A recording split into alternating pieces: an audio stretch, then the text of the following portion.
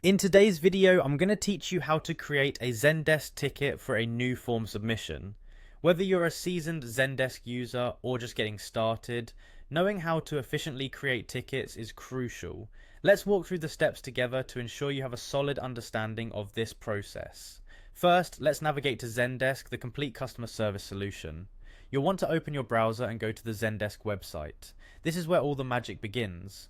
Once you're on the homepage, look for the sign in option. It should be quite visible, usually at the top right corner of the page. Click on sign in to proceed. Next, you'll be brought to the login screen. Here, you'll enter your email and password associated with your Zendesk account. It's important to double check your credentials to avoid any delays. Once you've entered your credentials correctly, click on sign in to access your Zendesk dashboard. Now that you're logged in, let's move forward. Hover your mouse over the add button. This is typically found on the top of your dashboard. You'll notice a drop down menu appears. From this menu, you'll select Ticket. This action will open a new ticket creation form. The first step in filling out your new ticket is to select the requester. This is the person who has made the form submission or is in need of customer support. Click on Requester and choose the appropriate person from your list. This is crucial for ensuring the ticket gets tracked and responded to appropriately.